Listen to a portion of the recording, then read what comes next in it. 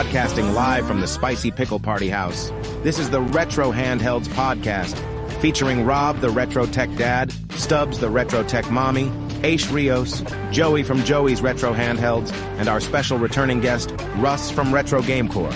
Now sit back, relax, and let's get this aging gamer party started. Whoosh! Oh yeah!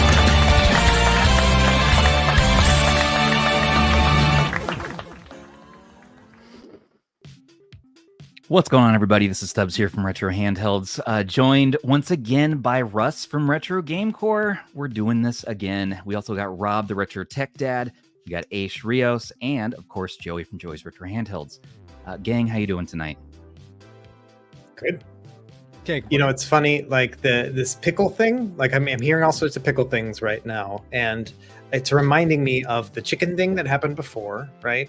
And then before that, it was the frog thing. And I just keep thinking about, like, you know, you watch those videos about people who have like schizophrenia and like they just focus on one thing like too much, you know, like it's something like, oh, my neighbor's out to get me or whatever. You guys, I don't know how you're able to do that, but you just pivot to the next obsession that has nothing to do with Retro Handheld. But as a group. Yeah, right. And you can do this fundamentally like as a group. Like, how is that even possible? I don't get it. It's called being an influencer. Yeah, this is 2023, man. This is like the TikTok generation or something. Like we're just trying to learn to be hip. Yeah, and pickles have been around for a long time. Like yeah, but have years. But didn't we sort of everything revolutionize old the pickle? is new again? Everything old is go. new again. Yeah. Okay. And I would say this kind of shared psychosis that we're in really benefits the scene, the community, and the hobby. I think that while waiting for these different things to ship from China, we need something to do. Sure, we can do other stuff, but why not celebrate pickles and chickens and frogs? Right. And Cheetos. So yeah. Okay. I just had to get that out. That's fair. You know what? That's a fair assessment. Rob, are you offended? Are you good with that, or? No, I'm good. I'm good with it. Okay. All right. I don't know why you would be offended in particular. I was like, wait, why me? Why are you asking this question to me? I just like to be awkward. What did pickles do to you? Yeah, they didn't do much. So let's just dive right into the news. Today, a brand new handheld was once again announced from our friends over at Anbernic. Yes, the RG405V. So this is a vertical T618 handheld with the same 4:3 aspect ratio and the same screen from the 405M with the same Skittle buttons. It looks a little chunky and a little thick. What do you guys think? Well, I mean, to me, first impressions were it's way too rounded looking. Like, I don't know why it just seems so like circular, and hopefully it's more ergonomic. I don't know. But then, like, how did they make it bigger and still not change the button size? Like, it is ridiculous to me. Like, it's just so tiny now. And, you know, the little dual analogs obviously look dumb. But then it has like, are we just going to say it? It has a butt, right? And yeah. Yeah. We actually get that badonk. Yeah, we have the badonk here. Yeah, I'm going to pull it up. So actually we captured an image of Rob, the Retro Tech Daddy, looking at the badonk there on his computer. That's the back, and it's really, I mean, it's fighting to take over the Doot. You know, the Doot walked so that the 405V could run, and that's really, and here's a variation with Joey. Rob's getting his legal backups that he owns. So the 405V comes in a couple new colorways. The purple, the retro DMG, but most importantly, they're bringing back that nostalgic wood grain from the 351V, and that's my favorite. So, like, sign me up. I don't care how ugly it looks.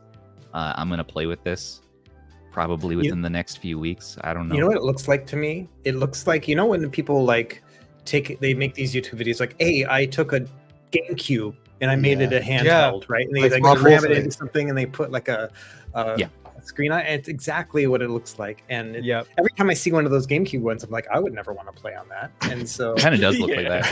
Yeah. So we'll see how this goes. In the beginning of the video, they're using motion controls to play Ridge Race. Right. How is that fully loaded, possible? guys? Is that possible to do on PSP? How are they doing that? I don't get that. Magic. Why would you want to? I think he was doing that for a movie, like during a movie of it. I don't get it. So what about specs for this one? So we saw someone in the comments here bring this up. 4-inch IPS touchscreen. That's nice. 640 by 480. T618. 4 gigs of RAM. That should do us pretty well. 128 gigs eMMC. Yeah, Might it's be the good for 405M. Yeah, it's the standard. Yeah, it's everything's the same though. The battery and everything. Battery. Just about, I think. Yeah. Looks like it, yeah. I think Wow. the M might be a 4,000, not 4,500. Okay. But everything else looks the same. Okay. It's funny because I had 5,000, I believe. Oh, did it? 2 days ago, somebody in the Facebook group posted like, "Wow, Anbernic's been pretty quiet lately," and I just posted a GIF of somebody cooking. Like that's all I did. 2 days later, bam, it gets announced. Here we go. Like you Nothing knew like it was waking coming. nothing like waking up to a new Anbernic Yeah. handheld. The best part is everybody's like, "God, we need a 405 plastic. Like that's all we want. Right. It's coming. It's got to be coming." We're like, "Wait, new handheld? No, we get this." This Well, is what they're... The Gamma OS dev, Gamma Squeeze here says the battery's actually 5,500 milliamp hour. Oh, Oh, So okay, maybe so it's a lot less here. I mean, maybe look at that thing. It's a chunker. It is gonna a be chonker. huge. yeah. Yeah, they Either are that going person's for that hands are ergonomic, freakishly though. small, or that thing really is that. No, big. it's big. It's the same screen as this. So if you grab like the 351, There it is, there it and is. You put this Yeah, on that it, you looks can good. tell how much bigger. We it's head gonna back be. on that, Rob. I can't like believe that. they put that bud on there. Like Thank you. that, Thank you, that sir. other handheld, I never know the name of it, 007 or whatever. Yeah. Like it was a joke. But I think Anbernic saw lots of people talking about it and we're like, oh, people want this. And so they put it on there. I don't even get it. Well, So you guys remember how thick this is? Like how wide it two is? people sold Yeah. the mold to Add Anbernic. this screen to that, and look how much thicker it's gonna get. Oh yeah. Yeah. It's gonna Oh. be huge. It looks comfy though. I don't know. That back, it looks like it'd be nice to I'd hold a say little at bit. least like Wait, that what's- much wider. Did you guys notice the exhaust did. vent here? What Is is that, that- like Yeah, a Navy it's logo kind of going on there? cool. What's that? it's kind of a cool little symbol. I don't know. It's like a It's like the symbol of what is that VMware that's out there? What is that called? VirtualBox. Yeah, it looks like VirtualBox. VirtualBox. symbol. It looks like Gamma Squeeze's logo. Kind of Yeah. does. You know what? He And made Gamma it- Squeeze he's on knew there. the battery capacity. I wonder if he knows something we don't. Mm. He created it. He created it. Yep. Is the Morbus for him? It could be. It could be. Yeah, I man. love You know Mar- what? Morbius. It's Morbin time. I've never seen that movie for some reason. I don't know. No, Okay. All right. Fine. So the backside though, it kind of has that better buttons, the slanted ergo Mhm. look for Yeah. those shoulders. I mean, that looks kind of nice. Way better than your stock like RGB 20S. Yeah, but It- just it if you does go look back pretty to comfortable. the two analog sticks, though, look how far away they're going to be from that experience. So you're still not going to be able to do any twin stick gaming, really. Yeah. Well, but it will be better if you're going to be playing like I don't know a PS2 game that doesn't have an analog stick or something. yeah. I don't know. It might surprise us. I mean, it's going to have a bunch of custom firmware is already available on day one. Yeah, for That's one sure. thing you do know. this would have been an awesome clamshell. There's still time. I don't want another. I don't think they T618. will, but just that size, like, can you imagine if that thing just folded up? That would have been great. Yeah. I could see it. Yeah. Yeah. Well, Yeah, I got to say that I don't have a direct communication with Anbernic at all. I just have one guy I talk to who's just the guy who sends me stuff and it comes out. And I Yeah. talked to him when the 405M came out, and I said, "Can you talk to Anbernic? Because he's not really in Anbernic." And I said, "Can you send them a message that Russ is specifically requesting a plastic version of the 405M?" And I worry that this is their answer to it. It probably is. 'Cause I meant a horizontal one, like exact same as the 405M, but plastic. That's all I was asking for. But you can't. It's ever like do what's it called? The monkey's paw wish. you Where got you're your gonna wish, get your man. wish, but You got something your- horrible is going to happen. Just to flip it. it. There you go. You got your wish, and if you have any issues with it, just please accept their shortcomings. Yeah. So I'm still holding out hope for that 405P. I'm hoping Yeah, that comes soon. 'Cause Well, that'd they're be hoping awesome. that you buy the V so that you can get some So of that it combines P. the they want you to buy the V so you get the P. Yep. Yeah. Yeah. Fair. All right. So this is all well and good. Yay, we're getting another T618. At least it's a vertical. I'm okay with that. I'm slowly becoming a vertical fan over clamshell. Is that weird? I think those are the Hall sticks. Are those Hall sticks? Those are Those the are 4 or the 5? caps they have on all of their Hall sticks. Yeah, it's the Yeah, Hall it might stick. be. It's edited in the Yeah. It specs. probably is. Yeah. Oh, yeah. okay. Been doing it a lot lately. So there's some Yeah. good things about this and some questionable decisions too, as usual. As usual. Well, The price would be questionable. It's a Dreamcast controller. yeah. Oh, totally. Yeah. That's we're what gonna it see. is. We're gonna see all kinds of mods for this. We're gonna make it into the Dreamcast machine of our dreams. Yep. It's so Hey, ugly. Aish, That's you see what the this face? is for. You see the Yeah, face? I I see see the the face at the bottom. face. I see the face. It's kind of looks like an Stickers. insect or something. You know, looking at you. It's Look like at- very I can't amused. unsee it. Like yeah. all of these vertical handles, I just see a face now. Yeah, same. Yeah, we'll see. I don't know. It feels like the Steam Deck of vertical handheld. It's like just too big. What do you guys guess on price? I'd say 120. 170. 170. We were way off. They always go up every time. It's Yeah. not like they're like, hey, here's something with fewer features. It's $5 more than the last one. But you get Yeah, but $10 off the yeah. first day. It's not. Right. It's not metal though. Yeah. It's not metal. I think It's 150. got to be like $40 my cheaper. guess. We'll see. 150, guess- I say. Yeah, I'm I'm, gonna- putting a guess at 150. I'm gonna say 120 plus shipping. How about that? For the first 48 hours. No way. Let me go with Okay. that. Let me go with Low, that. but We'll see. That's too low for Anbernic. No way. I don't know. 139 first Hmm. 2 days, then goes up. But they got a 351V. They'll be happy to sell you for $100. That's true. Fair. Fair. Fair. Okay, well, so this isn't the only thing. Rob, what do we got next in our bag of tricks? Oh, let's see here. I got so many tabs open. Thank you. Hook. Oh, yes. Oh, it's Oh, great. no. What is that? That's the POW. That's the POW Kitty. That's RGB 10 POW Max Kitty 3 Gray. Pro. That's right. It's I the love how that's beige. not even the color. No, this is the Yeah. color. Yeah. It's so good. But before we get too deep into it, a little preview of Android running on it with Daigisho. So today, Mr. No Time to Date, the Lineage connoisseur, released a version of Lineage OS with Android 12 on this bad boy here, and said, "Hey, I'm done with it. You guys want to do your own thing with it and add stuff?" And I'm like, "Yeah." And I said, "Zoo, you got to name this thing." And I was like, "What do we name it?" And he's like, PickleOS. So PickleOS is this firmware. It is Android, and if you have a problem, just deal with it. Mhm. Thanks, I'm in pain Aish, right for the now. Physical pain. for the memes. You can download it in our description. You can also type in your website browser, this address here, /PickleOS. Deal with it. Mhm. So We're still Now- live I don't recommend installing it really yet.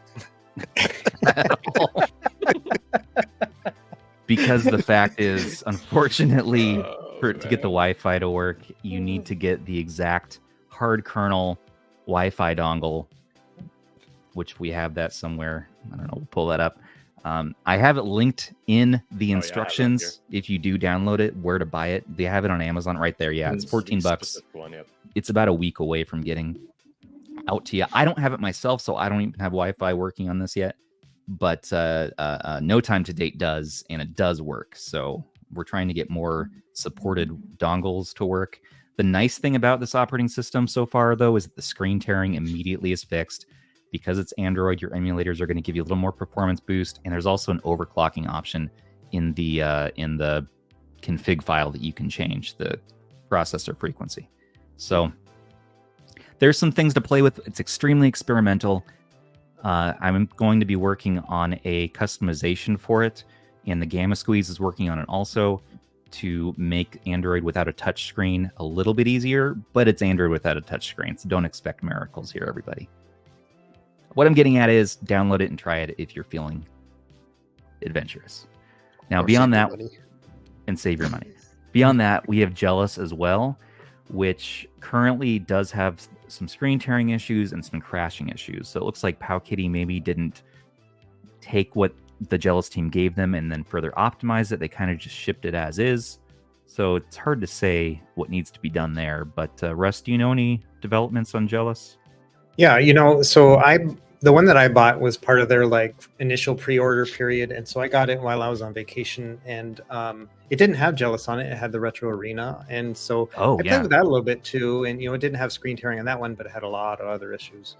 So I did install Jealous on it, and yeah, you're right. It's got all sorts of screen tearing issues and all these other things that the team is all aware of. They have fixed the screen tearing. They actually have a build right now where they've lined up all the images and everything looks correct, other than the coloring. So the coloring's still messed up. So they have to go through and because they are basically just trying to DIY it themselves. Yeah, they've got all sorts of issues right now. It's one of those things where I'm not sure why powkiddy released it with all these broken kind of elements to it. I think that I love that fact that they trusted the community. Like, oh yeah, the community helped figure this out or whatever. Like, it's great. We've been asking for that forever, right? And they are doing everything in association with Jealous's terms and conditions and all that kind of stuff, which is cool. Like, I think that's a really neat move for powkiddy. But at the same time, they're just shipping it. They're just going to, we'll figure it out later. And that worked back in like 2020. Like that was a very frequent thing that happened, especially with like the RG405V. That's exactly how that one was too. It was broke basically when you first get it, and then it took months for. I mean, that's when ArcOS first came around, and then also 351elec, which then became Jealous, or splintered off into Anbernic and Jealous. Right. All that was a basis with RG405V because that thing was so broke at the beginning. I love that idea. Like, it gives me nostalgic feelings from 3 years ago when all that happened, but I just don't think that's something a company should be doing in this day and age. And so it is kind of a bummer, and I don't want to be the guy that says, oh yeah, in 3 months, this thing will be great, because I don't want to put the pressure on the team who's just doing this on a voluntary basis. Right. But at the same time, like, I don't know, it might be pretty cool eventually, but not right now. So I think it will too. Yeah, I think this is a handheld that the community is going to be saving, and it will be workable soon. But yeah, as of today, it is definitely a mess no matter what firmware you choose to go with. So it's the powkiddy Data Frog 2000 is what we're saying. Hey, at least it's possible to fix it. The Data Frog, I'm still wondering if we can get that screen tearing. We're going to get RetroArch on it. Yeah, I saw that. Yeah. I saw that the devs are hard at work making new stuff for it every day. They already have a bunch of stuff, a bunch of cores working in RetroArch, which is ridiculous. And it's crazy how far they've taken the SF2000 from being just a pile to being, something maybe you'll pick up here and there. I'm excited to try it out. I don't like that powkiddy gets a pass for this, because the X55 was the same thing, and now we've got this one. Like, the no Wi-Fi pains me, and I have not started on my review for it yet, because it's just I'm not ready to talk about it, really. Mm-hmm. I mean, I've been working on my review now for like 6 days straight. I have like dozens of hours of footage working on this thing, because it's not only am I doing a review on it, but I have to do all the testing and everything as well. I mean, when the 351P came out, I most of my videos were about that. Like, I mean, my channel came out around the same time as that device came out. And even to this day, about 20% of all of my videos on my channel are dedicated to the 351P or its like other versions, and that says a lot of how much time and energy I put into those devices. And now I'm trying to do it all for just one video for one $115 like piece of crap handheld. And so it's been a really rough week for me. I haven't posted since Thursday of last week at this point. And usually I try to post every 3 days, but I just can't keep up. Like, there's so many things I have to do with this device. I don't know. It might be great eventually, but right now it's been a lot of work. You did just get back from vacation, right? From Indonesia? I did. That was awesome too. But so I don't know. It's tough for me to get out of vacation mode once I start in that. And I'm like, now I got to get back to the grind. I got to get through the backlog. It's just, I don't know. Go easy on yourself. Take care of yourself. Thank you. Yeah, Thank you. Appreciate that. You're welcome. But what do you feel about the Max 3 future state? Like, what's, performance wise, you're happy with it because it does PSP at 2x, you were saying? Yeah, so like And- basically when it comes to retro gaming, like this thing builds upon all the stuff I wanted with the original RGB 10 Max 1 and 2. Like I remember thinking this is a great handheld, it's comfortable, got a nice screen size, good bright screen, or it didn't have a bright screen, but at least had a good saturated screen. This one has a brighter screen and it runs Linux and it has stereo speakers and it can play all those systems that I was hoping to be able to play. I think that once the screen tearing is done and then I just kind of get over myself when it comes to the whole Wi-Fi thing, I think it's going to be a fun little handheld, especially at that price point. It's not the end all be all, but I can see where that value is if it just ran correctly. And that's my biggest issue so far is that, I see all the potential in it and I'm having fun playing around with it, but I don't think I can recommend it to anybody right now. So. Not right now. Yeah, it needs a little more time to bake on the software side. And really is going to be for those tinkerers and those hobbyists only. Yeah. If I'm Retroid, Ultra was too. So. Yeah, that's right, and it is a clone of the Odroid Go Ultra. So, and that's one I haven't even used. The chipset's interesting. Supposedly it's better than the T618 as far as like raw performance goes, but I don't know if that's proven yet. Yeah, I don't know. I think there's a lot of issues that are way underlying more than just like, oh, how many gigahertz is it? Like there's so many driver and other issues with it. It's just, it's not a simple thing. And I haven't heard one really good solid answer one way or the other. I think that it's just one of those where at least right now, it already does all the things I was hoping for. GameCube, PS2 is just not really something that's on my radar for this device in particular. And so because that all the way up to PSP at a 2x resolution, even up through God of War, that's just a lot to me. That's exactly what I want in a retro handheld that's Linux based.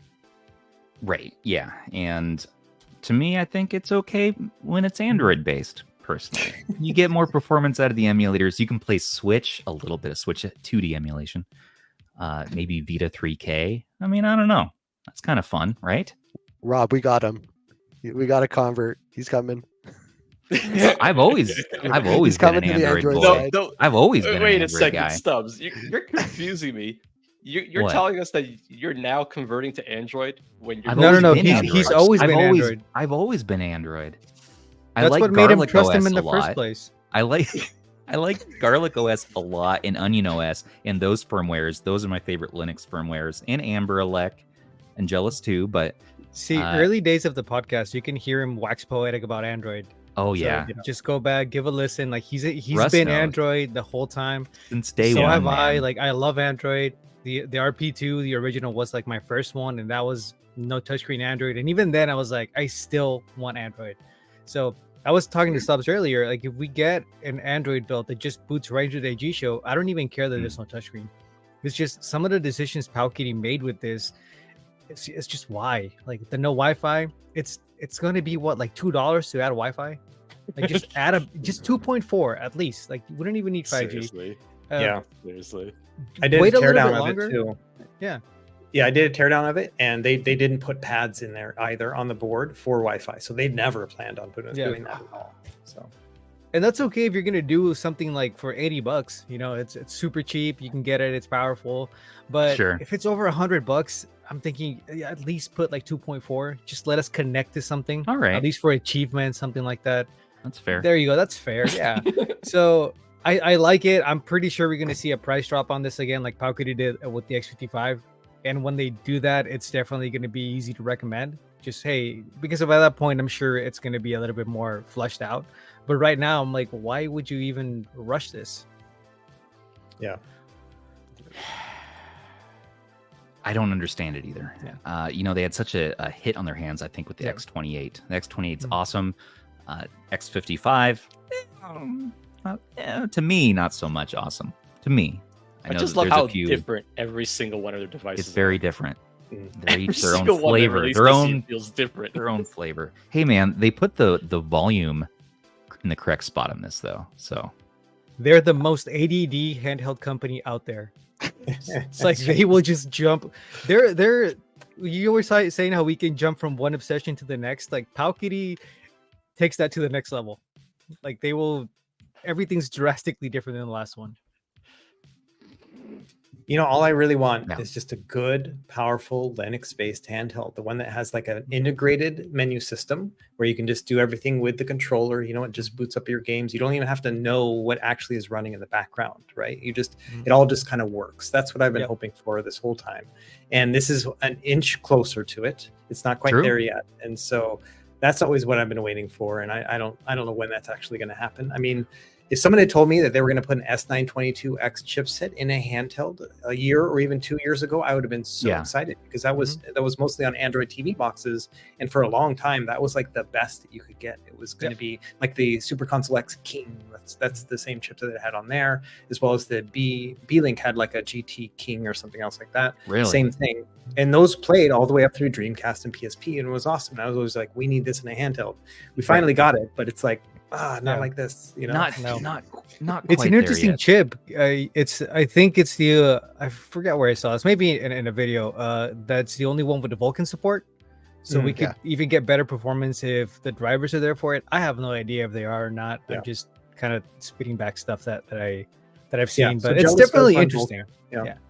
The Jealous build does have Vulkan on it, so I can switch between, like on GameCube, for example, some games run better in OpenGL versus Vulkan, and I can change that in the settings, and it'll go and everything. And so that's there. You know, again, the pieces are there. It's just a matter of whether or not we can actually get it to work. Just wait for the Pro version. It's only like a month away. Pro. The next version. It'll have Wi-Fi. You know, it'll have Wi-Fi. Yeah. The Pro with the Pro with 4 hearts instead. RGB 10 Max 3 square. Yeah. I love how they put 3 hearts on the box. Like, they care, man. POWKiddy, you could give them one thing: they are consistently inconsistent. They are very good at that. Well, people are wondering also about the Cheeto Steve factor in this. Russ, I want to explain to your fans, anyways. Cheeto Steve. We had a thumbnail for the early version of this podcast where we had a Chester Cheetah throwing away the Max 3 in the garbage. No, he was asking if it's trash. If it's trash. No, he was asking. It was there. His hands were up. Like, he's wondering, is it? He's is it trash? Yeah. Is it trash? We don't know. See, I saw the hands up and it was like, I guess I did wrong. I didn't do very good. You know, it was up for interpretation. I think it's art. Okay. Yeah, it is artwork. Oh, you have it up here, Rob. Let's see. Yeah, so there's there we go. So there he is. He's wondering, is it trash? But he's pulling it out of the trash though. Why is the arrow going up towards the handheld? Wouldn't it be going into the trash? Down. That's why it's called art. You take from it what you want. Okay. Like he found it. He found it. A lot of art lately. He's been very busy. I know, and what with everything going on, but here he is taking the handheld out of the trash. And can it play that game? He found it in the trash. It can actually. Yeah. Okay. Well, it's wild. Theory, it should. It's wild to me. Sometimes. It's wild to me that PS2 is running on Linux now on these handhelds. Yeah. That's really cool. And so what other 3DS. high-end and 3DS? Yeah. Mm-hmm. Yep. Excuse me? Yeah. Is Vulkan out for Citra yet or no? I mean, it is. It's You can back. get on the Android build, but I don't know if they've got it okay. on Linux. Okay. Yeah, they got Yeah, it I'm not back sure on what the they're Android doing. side. Okay. Yeah. Well, speaking of high-end Android, do you guys want to talk about the Odin 2? I guess we should, right? Mm-hmm. Yeah. So here we go. Here we go, everybody. So AYN saying, hey, here's a CNC metal shelled version that's only for internal testing. But they're saying that it's going to have up to 16 gigabytes of RAM for Android, which is overkill right now, but not next year probably. 512 gigabytes of storage in that model. And unfortunately, you know that the price is going to be coming up now because of these 3 SKUs. Why we couldn't stick to 1 SKU like we just talked about last week, I don't know. But here's 3 Every single SKUs. one of these companies, every single one of them, they do this to themselves. Like, just keep it simple. The 12 gig option is fair. Combine 12 gigs of RAM with 256 gigs of internal storage, 12 gigs of RAM with 512 gigabytes of internal storage. That's your cap. So 16 gigs, who's going to use it? I don't know. that's Well, for Yuzu. It's 100% for Yuzu. Yeah, I was gonna say 'cause it's for Yuzu eats Okay. RAM. Yeah. Well, there's also that new Oh, Windows okay. emulator that's coming out. Yeah, We don't what's know how. we don't know how power hungry that's going to be, like how many resources it's going to take up. Yeah. But there's already some Windows games running off of it. So I saw depending on how Skyrim. good it is, Skyrim. I think Jana Oblivion. was showing that. There's a Yeah. few. There's going to be some older like PC games that are going to run in that emulator, and we don't know how much RAM it's going to take. So that's Cassia, right, for Android. No, it's not out that yet. says Win Later. There's two actually, Winlater, but yeah. Win Later is the one. I think Win Later that's one that came back, I guess, right? Because that was That's around. the Skyline team, I think, Okay. or the part because they split up. So there, Okay. some of them are doing I know it was around before. Stratos. Stratos. Yeah, Okay. Stratos. yeah. Okay. No, but It's gonna be the fun to whole test RAM this. thing.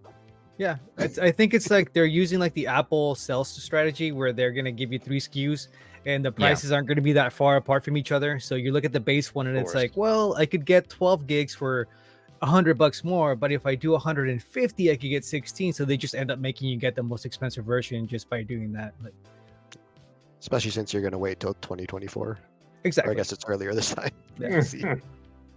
It's what Didn't they- Retroid. Didn't they, I mean, didn't they say AYN does. 2023? They did, yeah. Oh no! We'll see. There they go, promising That's- dates again. Jeez. They just can't help themselves. I'm excited for this one, but the 3 SKUs kind of gives me pause, and the price is going to be well over $500 now, I'm sure, for this high-end one. That's so rough, man. I mean, people aren't buying the Pimax Portal for the same reason. It's just, it's over $500 for an Android handheld. Just get a Steam Deck or an Ally, you know? Yep. Yeah. Or a Win 4. Or Win 4. It can do everything. Yep. That Steam kind of Decks are pushes cheap you now. It pushes you out of the Android It does. territory. Yeah. I think once you get over that $400 price point, then you start looking at the x86 options, because once you're in that price category, you might as well just take the dive into something like that, you know? Same problem with the Razer Edge. Yeah. Yep. Mhm. Air Pro, Yeah. too. And There's so many of them. There's so many of them. Yeah, it's kind of crazy. Yeah, there's the Pocket Air too from Ayaneo Pocket that's Air, coming Air out. Pro. Or, That one already, they're already hinting that it's going to be over $300 for sure. Yeah, that's what they said. The bill of materials was already 300. So Yep. Yeah, that's going to They be a gotta make a profit. $500. It's going to be a $500 handheld with maybe $100 off for the launch. Yeah. But that handheld coming in yeah. at $400. I mean, that's the problem. XP Plus dropped a handheld last year for the same price, and you know, it's just. And that's what I was saying in an episode a while back. It's like when you're looking at Android and you look at the price and you look at what's available to play on Android, it's really not worth it for what you're gonna get out of it. A couple of years ago, maybe if you had like a high-end Android device that could handle PS2 and it was $400 or $500, that people would have done it. But at this point, it's just not worth it. Well, there's been a lot of speculation about the chipset in this too.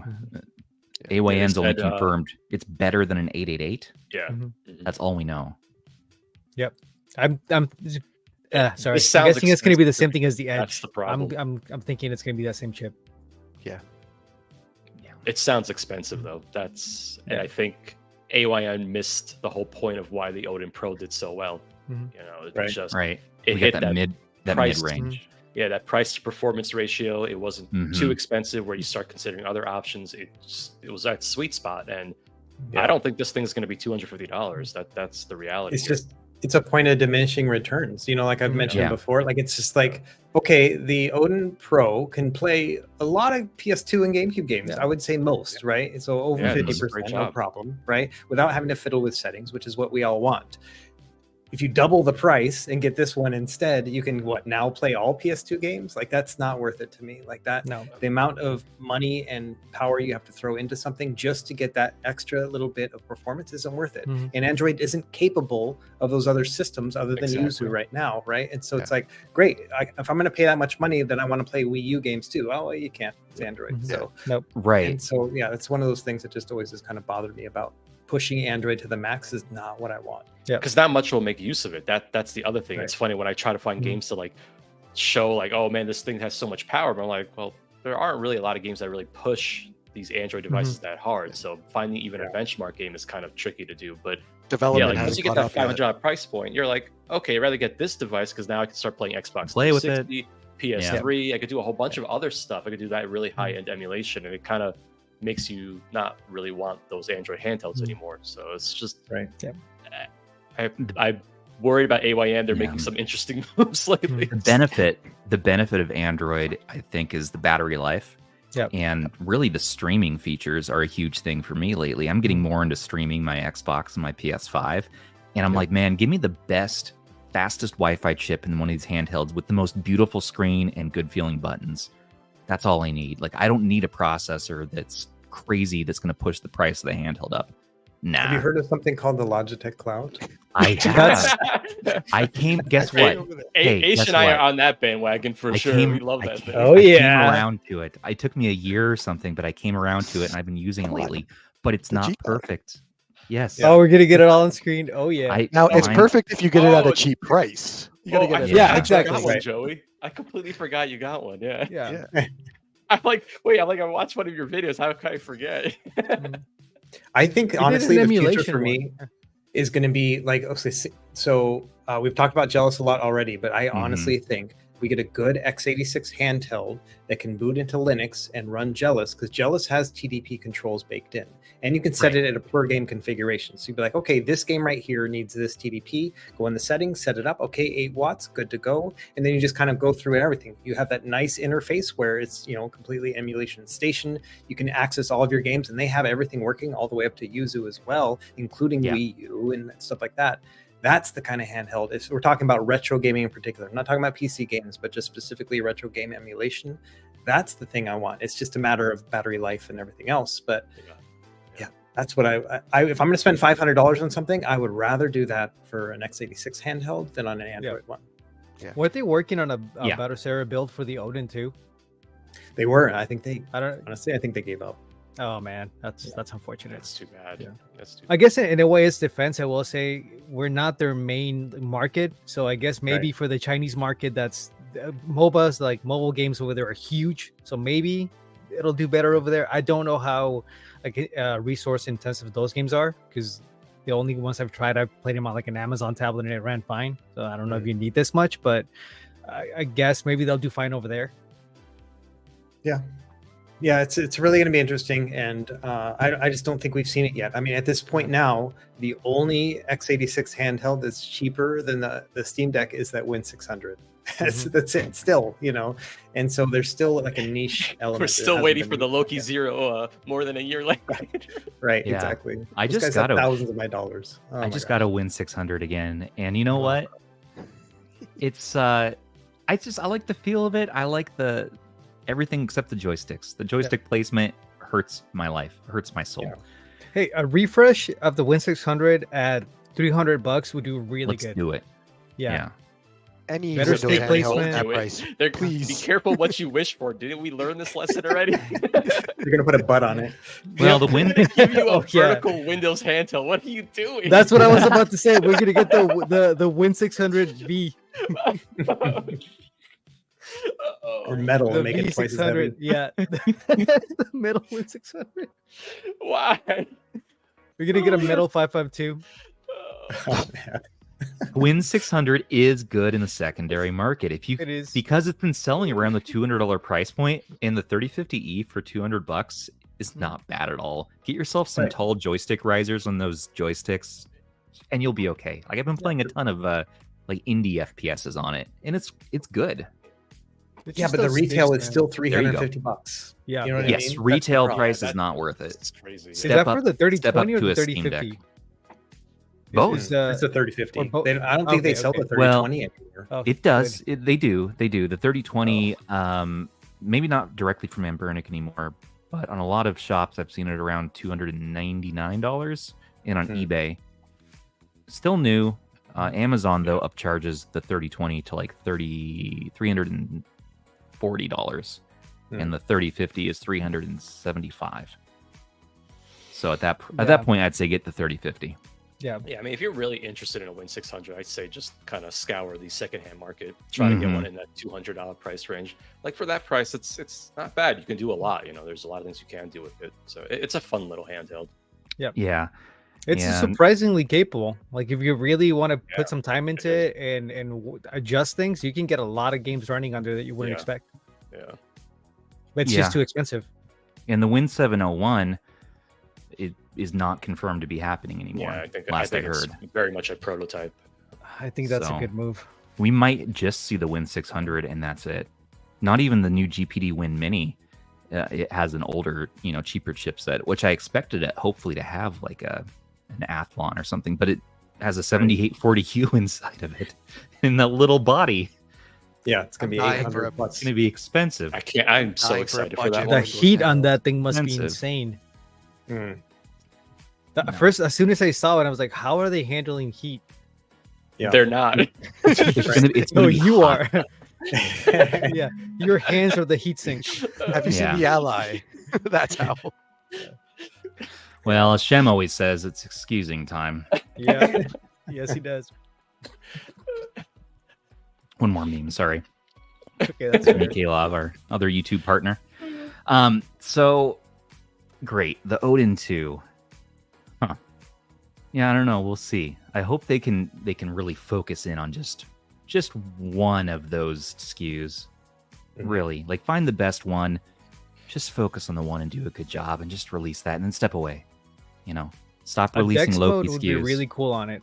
Actually, Dex I'm mode thinking would about be it. cool. Yeah, if they put like Yeah. a Dex mode on the, Oh, on that the would Loki be really 2, cool. that'd be really That cool. would be cool. I love Yeah. Dex on my phone. It's great. Yeah, Plug it cool. into a Nextpad, which is another product that was at CES. It's this cool, basically Dex mode monitor. It's super neat. Wait, did you? I think you showed that to us, or Yeah, I think Yeah, it did. I showed it on the Well, I thought- I podcast thought for a so, minute a while back. It's sleek. It looks like a MacBook, and yeah, it just turns your phone into this Dex mode laptop sort of thing. Is nobody I going did to a say video on anything it. about the sticks? Yeah. What? How they're sticks? literally the Retroid sticks again. Well, they are. Yeah, they're the Yeah. Retroid Pocket 2S sticks, right? The Yep. concave. It's like, oh, we're seeing these brand new sticks by Retroid, and then the Odin 2 comes out with the same sticks, Yeah, there same they are. D-pad, Yeah, same buttons. yeah. They're just best buds, They like to share their Yeah. secrets. Yeah. They keep it in the family. They keep it in Yeah. the family. All right. So beyond the Odin 2, we actually had a surprise new thing that Russ had mentioned. I guess the OneXFly handheld is coming out this week. Yeah, the campaign yeah. launches on the 10th. Okay, Indiegogo. Yep. And so pricing starts at $740, I think, for the low end model. So it's kind of competitive with the ROG Ally.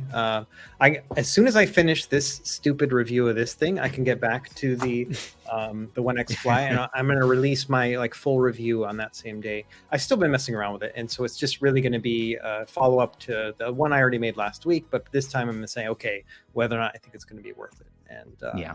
I got mixed feelings. Yeah, I actually have one.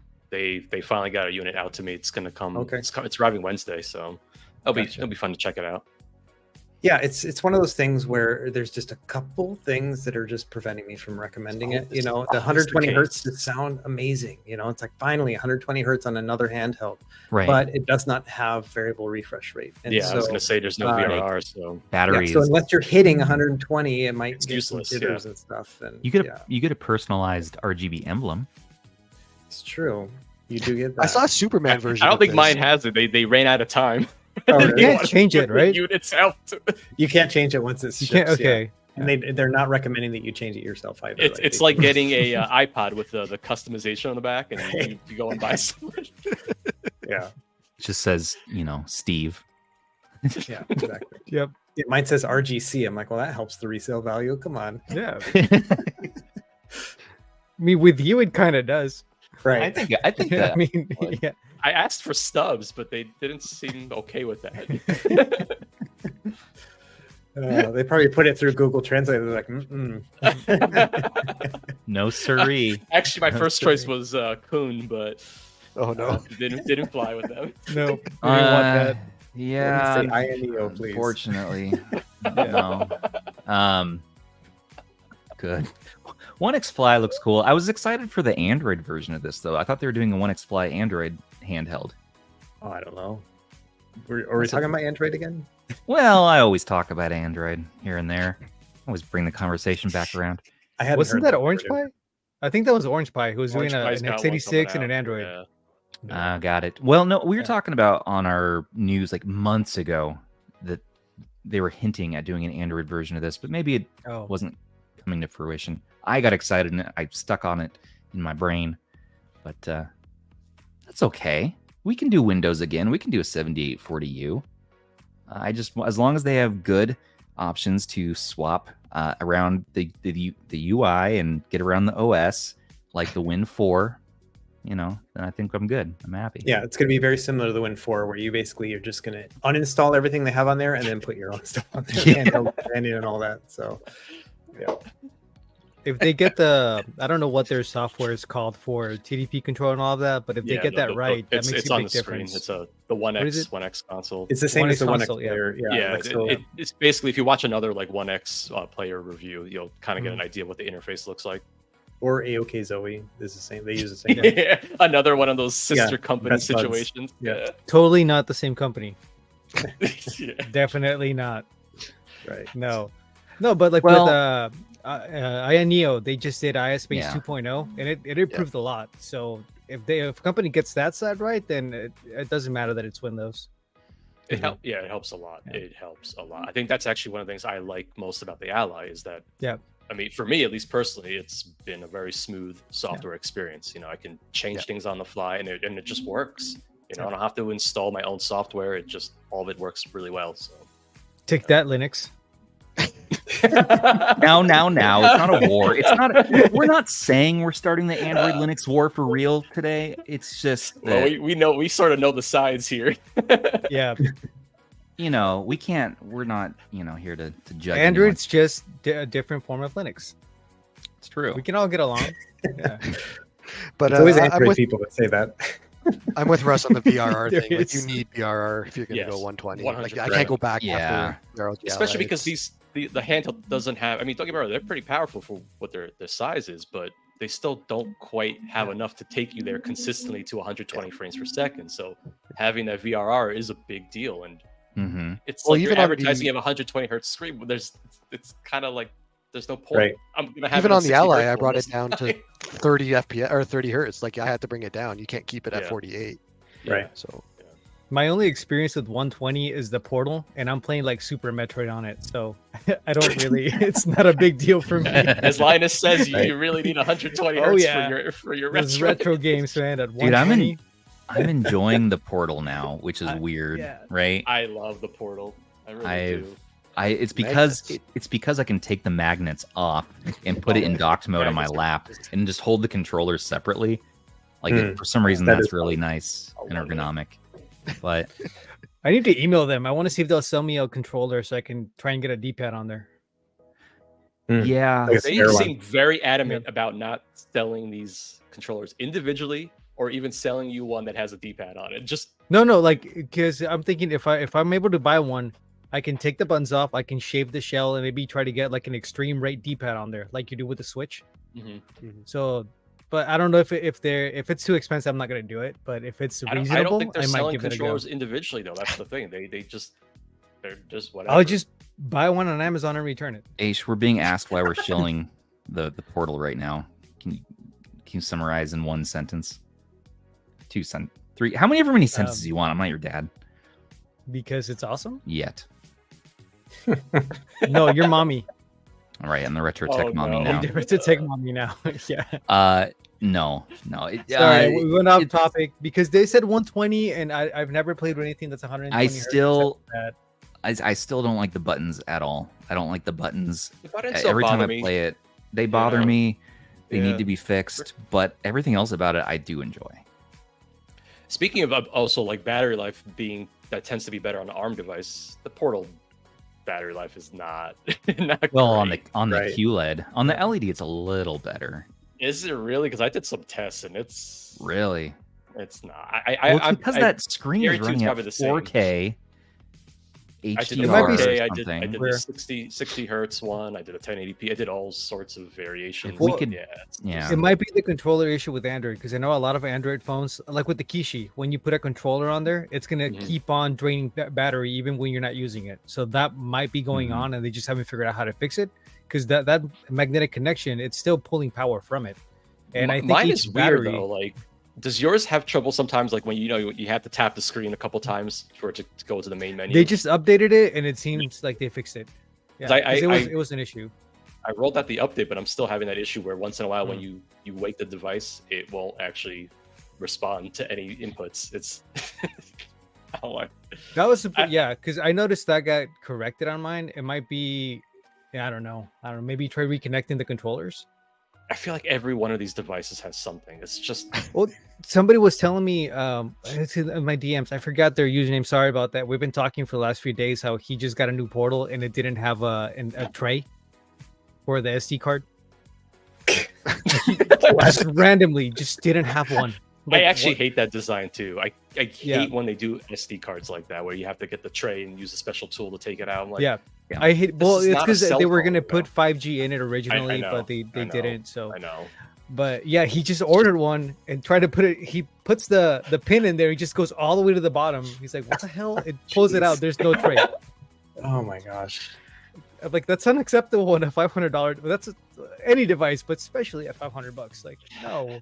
Well, the cheaper option is just get a streaming handheld like the G Cloud. I wanted to shout out Green Protagonist. Thanks for your donation. Says G Cloud won't sell enough until it's mothballed and it's like $199. And by that time, it will basically get 0 updates. Might as well get a Duo. Fair. So I got mine at that price in Canada because it's on Amazon Warehouse in Canada and it's cheap. And it's 100% worth it at that price. I can guarantee it. Like it's $200. Yeah, it's 100%. awesome with that screen, the handheld. But yeah, 100%. If it's higher than that, then I would say maybe up to 250. Like if you're a brand new G Cloud for 250, like I would say still worth it. Having used one, yeah. But at full retail price, no. Yeah, and to be that's exactly what I said. The 350, it's always been kind of that 299 on sale forever price. Yeah.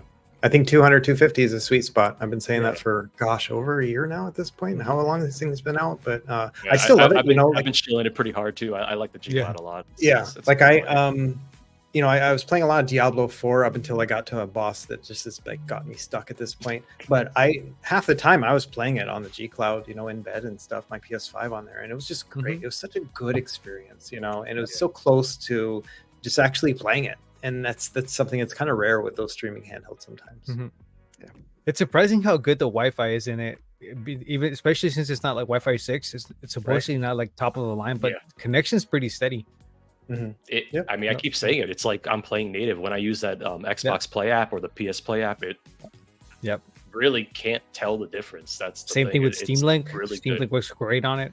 Yeah, I've been using Moonlight. It's really good. Like it's just solid, honestly. Android. It's so good. I love Android. I think I might still have a battery. Yeah. Speaking of Android handhelds, the Retroid Pocket 2S is about to ship in 3 days, counting down. $100. Really, time has gone by fast. Look at those sticks, man. Those same ones from the Odin 2. Those sticks. Those Hall sticks. They're concave. They look good. You get 3 gigs of RAM, and this plays up to some PS2 and GameCube, although you're going to be fiddling with settings on every game. But for some people, that's like a sport and a pleasure. So you're going to get your money's worth here. It's a new chipset. It's a T610 chipset. We haven't had this before.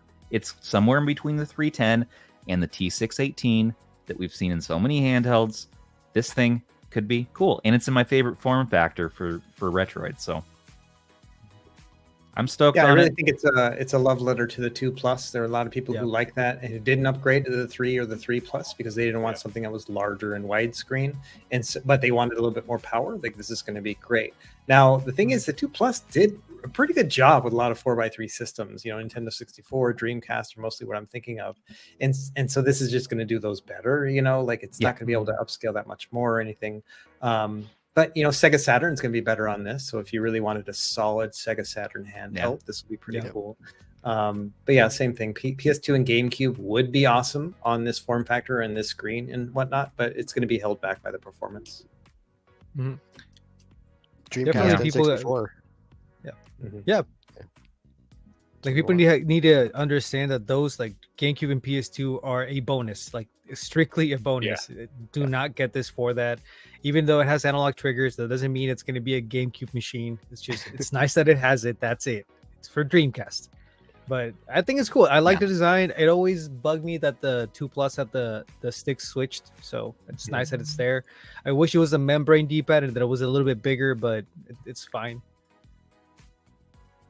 It has a new screen too. It does a better I touch think screen. it's brighter, right? Better quality, less dead zone issues. You know, so that's nice. Stacks shoulders. It's the 2 Plus, but better. Yeah, and a good price. And a good price. Yeah. It's all I ever want. Retroid's Android ROM is usually really solid, so That's that also fantastic. Yeah. is I got the 3 gig model because that's the one I think is probably the better deal. It's under $100 and performance Wait should a be about the minute. same. Aish, are you saying What? that we don't need PickleOS ported to this day one? I would never say that. Good. Deal with it. Yeah, I No, would we're never not. say that. Put pickles on everything. No, we're just doing it the one time on the one handheld. Yeah. I think.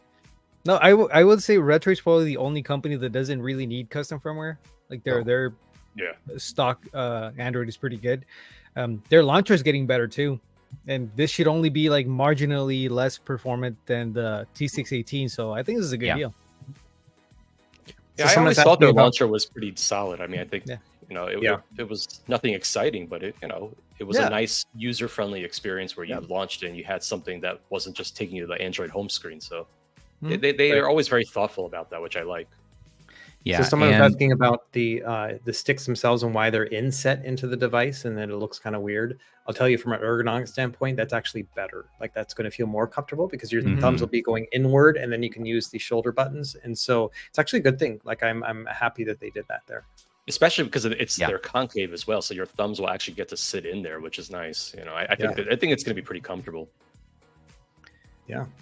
Yeah, we got TechDweeb in the chat here saying my favorite thing about the 2 Plus is that it looks old in a good way, a retro way. Exactly, and that's what kind of That's why I kept mine. I love mine. I just love the way it looks. It like drew me in the first time I saw the design for the RP2. So much so that I'm like, hey, let's make a Discord and talk about this stuff. Which, by the way, happy 3rd birthday to RH and happy 3rd birthday to Retro Game Core on Wednesday. So we both start on the same day. Your website was out first, though. So right, but my YouTube channel started on YouTube. Started, yeah, we did. We're that. toddlers. So we're just we're toddling around now. 3 years in this scene doing this shenanigans, which is crazy. What are you doing to celebrate, by the way? Cake or? I don't know. I'm gluten free, so no cake. Yeah, I was gonna say no cake, man. Gluten-free cake, though. I'm gluten-free also. That's called cardboard. Yeah. Oh yeah. It's horrible. It's not great, but there's I tried this some low carb cereal the other day. Oh man, Oh gosh, it was awful. Yeah. It tasted like cardboard. Well, we're gonna be on Wednesday. Supposedly, we'll see. We're gonna be launching a new website, so it'll be fun and fancy, and it'll have images that load faster. So, Oh yeah, be prepared. feature. we It put is. some RGB in there to make it faster. It's true. Yeah. Sorry, I had to miss this because my son had a question about a monster. But I was gonna say the sticks. Like anytime you see a handheld and the sticks are at an angle, like inward, that's a good thing. Like more companies should do that. That's one of the things I really didn't like about the Odin, the original one, is that they're in a straight line like the sticks in the D-pad, and that's just not ergonomically. It's not good. So this is definitely a win for Retroid, and I hope we see more of that. Yeah, I think so. I'm okay with it. Mm-hmm. I want my 2S now. Like this is the one I'm probably the most excited for lately to get here, just because it's my favorite form factor. I want to see if it's actually better. And that green, man. They made that for you. They joke, but I hope some part of me inspired that a little bit. Otherwise, my head will get too big. Yeah, they're It's working the on best the color. pleasure pets now. The pleasure, yeah. And so if I see Retroid release Stubbs Nubs, my new pleasure Nubs. pain acupressure sticks that are good for your health, joystick covers, I will be convinced. I'll be like, oh, maybe I did invent, one of these Retroids. Everyone gets to invent one Retroid product as a YouTuber. People don't understand how serious he is about this. I've already had 3D printed models, Oh, we two know. different revisions printed now. Didn't you buy a 3D printer? I bought a 3D printer Yeah. on Temu, Yeah, In this is fact, I happening. used Zoo's coupons. This That is can't be happening. good. So I'm making Stubbs nubs, and yeah, yeah, we're doing that, man. No. Oh yeah. Yeah, Okay, I know. so what we got next? Russ with the segue. What do we have It's next? getting Rob? weird. I know I'm a guest, but I'm just going to take the reins here for a second. Yeah, what do we have next? That's a good question. It's getting weird. I don't have my show notes up. I'm getting there. I feel like This it is a has professional something, show, guys. Come on, something- keep it together. Oh yeah, we're something very to professional. do yeah. with handhelds. I think it's Oh, this guy good. here. Yeah, Ah, the yeah, this will be a fun Ayaneo one. Pocket, another Android handheld. Yeah. So this one has Should an we- OLED screen though, so we'll just barrel Ooh. through this, and it's about to go live for backers soon. TM. I don't know when exactly, but soon. It's a big battery size. Big battery, Yeah. 7,300 milliamp That's- hour, yeah. 7,350. Slightly OLED bigger than the screen. XP Plus, so the battery life should be really solid. MediaTek Dimensity 1200, so that's going to be the performance that matches the GPD XP Plus. What else released with that? I feel like there's another one. I think that's the only other dedicated. That's it. handheld. That's it. Okay, well that thing is smoking in performance. Yeah. The 1200 can handle a lot. You know, the There's a rumor of D900. an Android of an Anbernic handheld with that, but nothing's been said yet. Yeah, Yeah.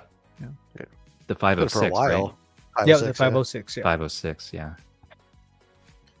Honestly, I same- liked the XP Plus, but there was issues with it. Number one, the screen was too wide, like it had that Yeah. 21:9 aspect ratio, whatever.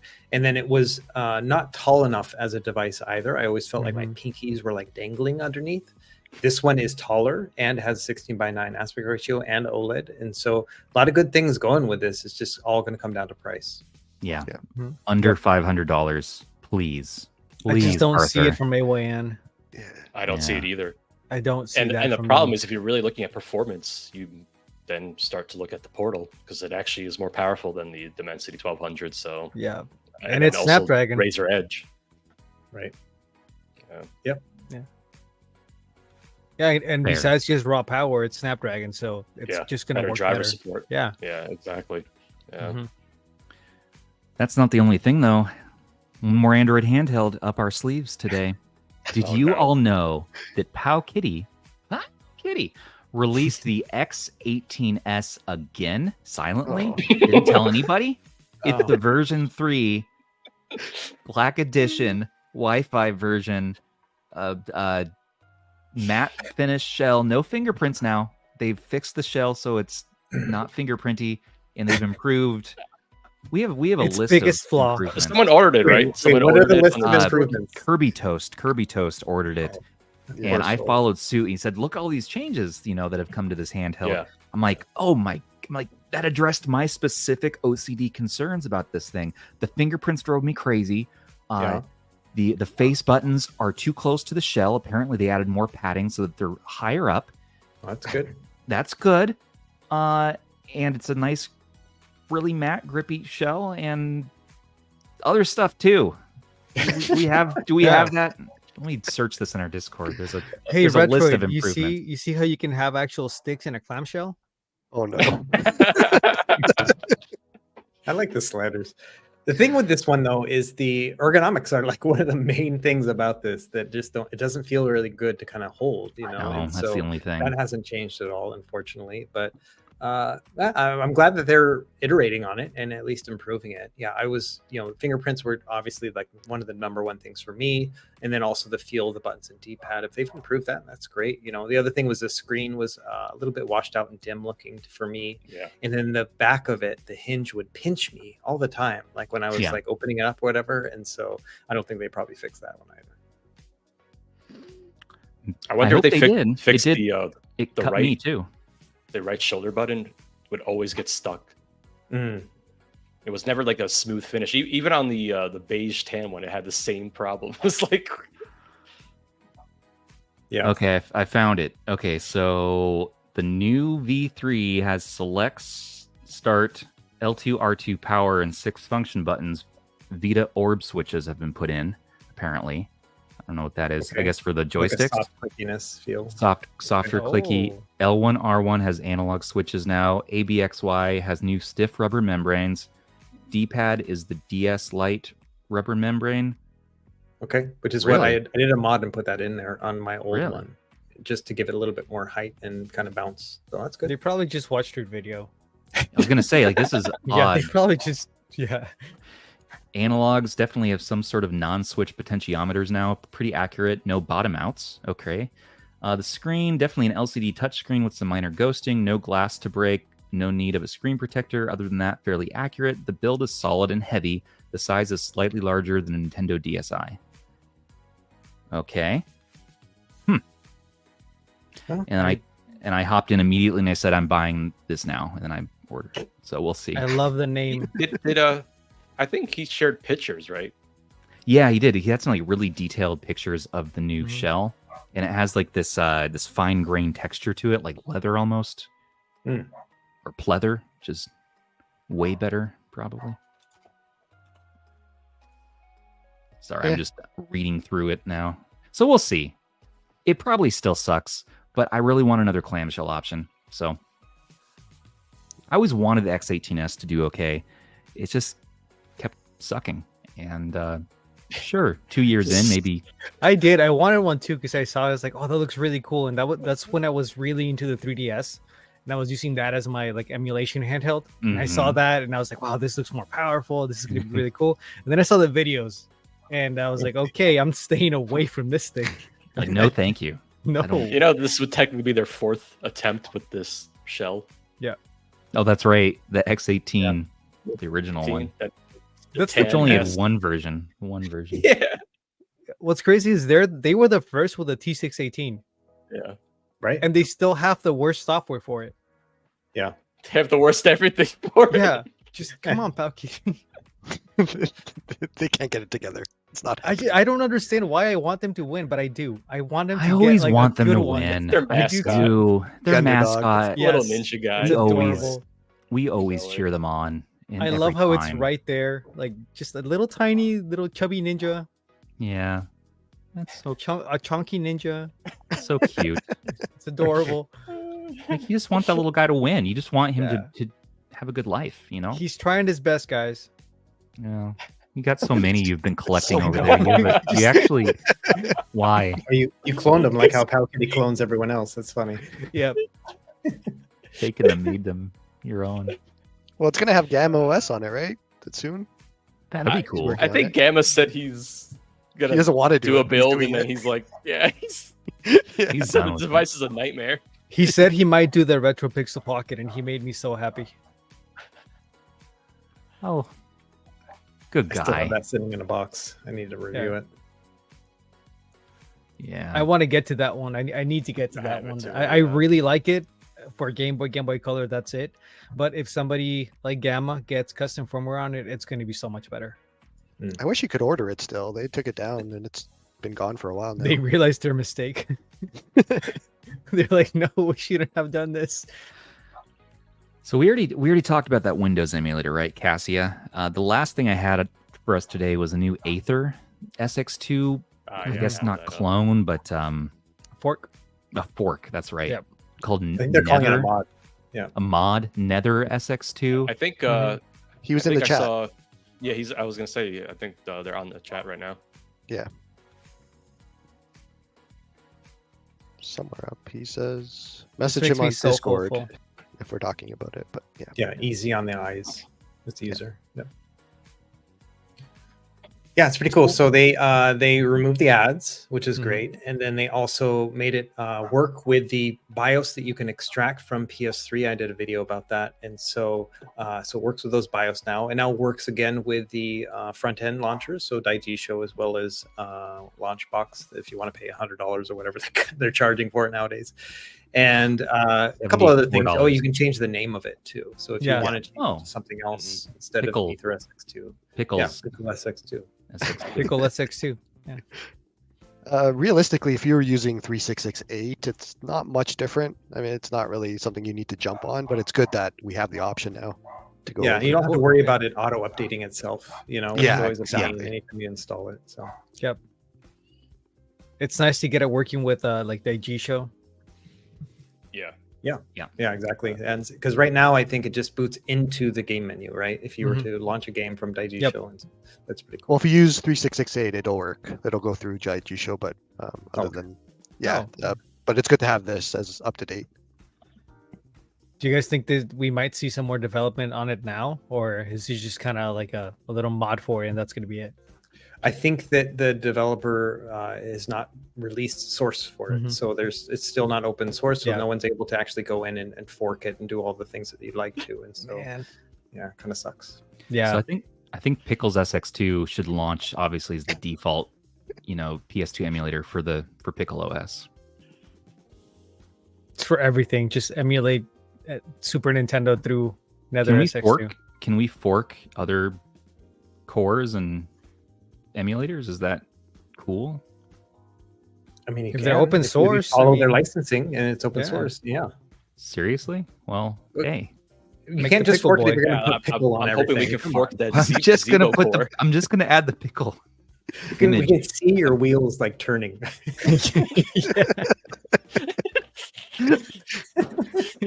Russ, this is pleasure sticks all over. Deal with it. PickleOS is coming. So, anyways, he's gonna make the Pickle Boy. Let's talk about something else. We need to talk about something fun that's not related to news at all. One of those things is, Russ, what is your favorite pickle? Now, on the spot. So I like a good dill, but I do not like the like ones that are in like the green juice. I like the fresh. You know what I mean? So I gotta get like the garlic, the grape. Yeah, add it in. I used to make my own pickles. Put it on pizza. Yeah, it's gotta be fresh. Like no vinegar in the liquid. I keep telling that to Zoo. It's got to be in a fridge. If it's not coming from a fridge, right? Yeah, it's coming from one of those aisles. No, it's Zoo drinks Modelo. Like, okay, what do you expect? That's true. Yeah. But I am a big pickle fan. Like I love them, and but dills, and I used to make my own, and I just don't have the time anymore. But that was when really you fun. said I do not like. I was really hoping you were gonna Dr. Seuss it and just like into a rhyme. Like that would have been so good. That would have been so cool. Oh man. How's your band doing though? You were saying you were going to band practice yesterday. So you guys have a show or? No shows lined up. We've just been writing songs. So our drummer, he's been real busy, and so he took this month off. So it's just the three of us. I play bass, and we have two guitar players, and they both sing. And so we've just been working on a couple new songs. Initially, we were planning on making an EP by the end of the year, but we're going to be probably doing a full album now. And so we're just working on a new one yesterday. It's a really great song. And so, what's the theme of the song? It's called Tulsa, and it's a long story. I don't want to say in public what it's about because it's it's racy. very personal for the guy who wrote it. Is all, and so I don't want to put his stuff out there. But yeah, it's a pretty good cool, song. Emotionally charged song. As far as you like it, you vibe with it, and excited to release. Got a bit of a Wilco vibe to it, which is not our typical sound. We sound kind of like a slacker rock, like Pavement style kind of band, but adding a little bit of twang there. Yeah, well, I was liking Tulsa? your Tulsa, Arizona. Tulsa? Okay, no. The song is it about? Stujano's asking, is it a song about PickleOS? Is that why we can't talk about it? No.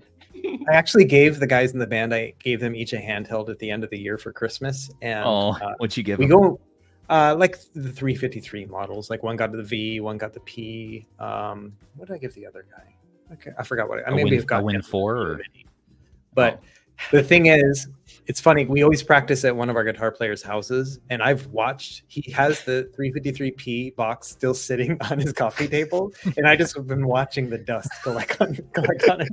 Well, he's intimidated, man. You gotta give him your walkthrough guide. Right. He was busy. He finished his PhD in English this year, so he's he's got other things on his mind. But he thinks he has other things on his mind. Right. Little does he know. Yeah, he's gonna pull it out of his box and he's gonna try to turn on it. Power, the battery's gonna be drained. He'd be like, "Oh, this thing sucks." Russ doesn't know what he's talking about, and put it back. Trash. No. Well, I'm excited for the album, and I enjoyed your first release and the news desk you guys did with NPR. That was really cool. Yeah, thanks. Yeah, that was fun. So who does our music intros? Oh, Jacob, sir. That's Mr. James M. Gray, Jim Gray of Jim Gray Acclaim. and he does the intro music for Russ, for us, for Kay, and probably another YouTuber. Yeah, he just started a Patreon today. So That's if you right. join his Patreon, you'll get like free music, and he's got like several releases lined up and stuff like that. It's pretty cool. Yeah, it's a lot of fun. And our background music, though, usually is just Soundstripe. But Jim does awesome job making us some bangers for all of our channels. And yeah, Joey, Rob, you got to get Jim to do your music. He's the guy. So I was actually gonna hit him up and ask him. Would love to have a intro from him. he does work for Handhelds. So if you got any extras lying around, usually he'll take Don't it. we all? Yep, me too. Don't we? Everybody I've talked to on the retro handhelds media team is like, I work for Handhelds. That's Yeah. what Stubbs pays me, and it's just Handhelds. I keep trying to say, like, do we want to do a commission here? Like, just send me like an handheld when you get an extra one every once in a while. All right, it's fair enough. Fair enough. No guarantee it's gonna be a good one. You're just gonna get one. Here's a data frog. Yep.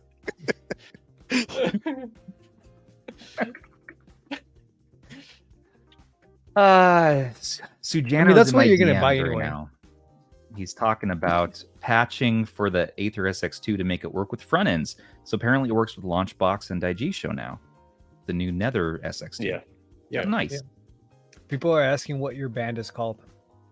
Oh, it's called Oh the Possibilities, and we're on Bandcamp. But our last album was released like 15 years ago, so it's been a long time. We were a band back in the day. My wife actually used to be the drummer for it, and then we moved from Hawaii back to the mainland, and we were there for 12 years, whatever. So band went on hiatus, and then we moved back, and so we got back together. But my wife was like, "I'm not being a drummer anymore." And so we got a new drummer, is an old friend of ours as well, and so yeah, that's what we're doing now. So we're working on new music that sounds similar but different than what we were working on back then. But yeah. And yes, Jim could be contacted for console launcher too, Kyle. Console launcher is awesome, by the way. There's a new front end for it coming that I'm excited to share. We got a donation and saying, I believe the Android license for Launchbox is free for the first 100 games. By the way, there are free alternatives, but Launchbox community is awesome. Yeah, So I yeah, have a so lifetime- your first 100 games, lifetime yeah. there. Absolutely. Yeah. Perfection. Chris Covers from Retroid is asking me why he isn't on the stream right now with us. Fair enough. It's He wants Joey's to- fault. It's all Joey's. Blame. Yeah. Always. Please Yeah. excuse my shortcomings. So thanks for answering my pickle question, man. Next question. This is a new game we've been playing on the show called Keep, Adore, Delete. And you've probably seen this on one of the episodes recently, but people want to know, what is your handheld that you would keep long term? Which one do you want to delete from existence? And which one do you want for one spicy night until the battery runs dry? Oh man. So keep for all time is probably still going to be the Steam Deck. I know it's Yeah. such an easy answer, but man, I still, every time I pick that up, just get that little warm feeling in my belly, like it just, Yep. it's like, man, I'm This so is glad so I have good. this thing, Yeah. Delete, like I just no longer want it to be in existence. I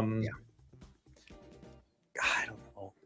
I kind of want to say the RG552 because Really? I like playing that thing, right? Battery life, but it is yeah. so frustrating, right? Yeah, Yeah. the battery life, right? If you don't play it and charge it every couple days, it's just going to be dead. by the time you pick it up, Yeah. It's never going to be ready to I play. hate that. when you want to play it, it's not ready, and so that's frustrating for it.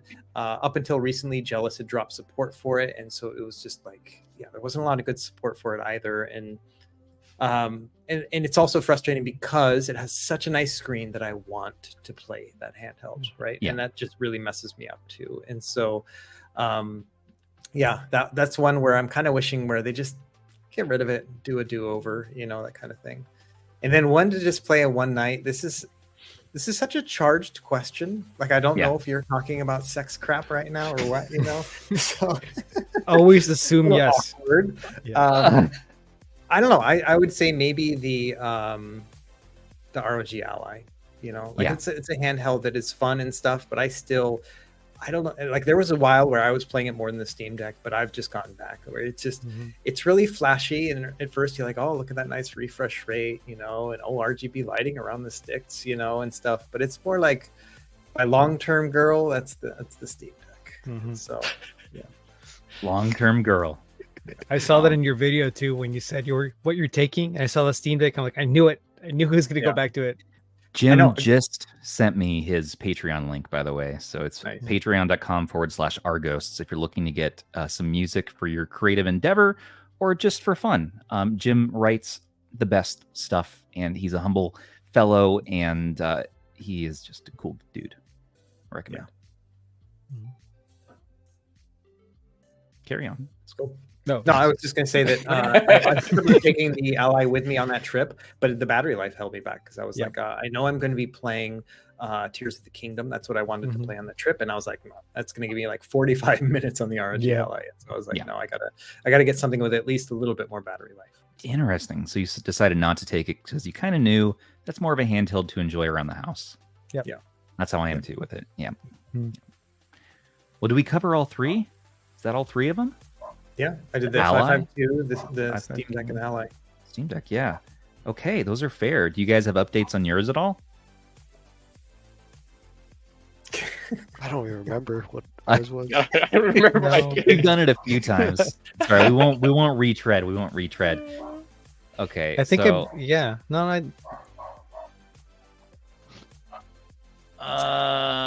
don't know anything about the yes. And my favorite topic, if you guys are ready for this, and this is not sexually charged, Russ. It's just the simple matter of fact is, what is your favorite handheld to play in bed at night? You know, so you don't wake your spouse up.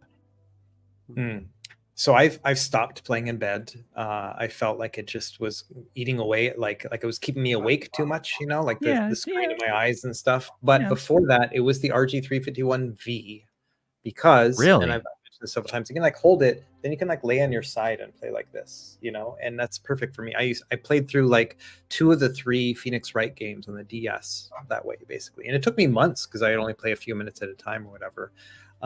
So I've enjoyed that the most. If you take a vertical hand or a horizontal one, you try to do that, it's just not the same. It doesn't feel good. Yeah, and so I would say something like maybe the 353P nowadays, just just because it's a little bit smaller and a little more powerful. And so, that's the kind of game I like to play at night. I don't like.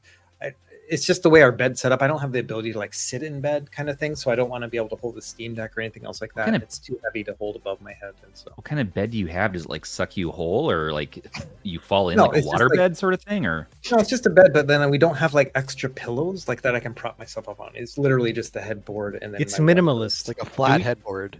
Do we have a? Let me ask our producer. Do we have a picture of Russ's bed on file? Not. No, not right now. But we're not in liberty to say what's in the Montana complex. Yeah, I know. Well, you know, it's. No. I need to see this bed now to understand the ergonomics of bedtime gaming. I take very seriously, very seriously. Yeah, so. It's a serious topic. That's when a lot of us get a chance to play. Yeah, my favorite is still the RG35XX. That's still the most, and I think vertical handhelds in general I enjoy more by the nightstand there. But trying to play the Ally in bed or the Steam Deck, I don't know. I can never quite get comfortable. Like I need to play those on the couch or something. Yeah, I've been playing the Steam Deck, handhelds. But the GBA games on the Steam Deck at night, it's perfect for it. The D-pad's in the right spot. Nice big screen. You can scale GBA games full screen. I think that we need the blue light filter as step one. Which you can get on Android. Which you can get on Android, but yet I'm using my a glasses Linux have device. it. This keeps going. It's okay. My glasses have it. I'm good. Yeah. Nice.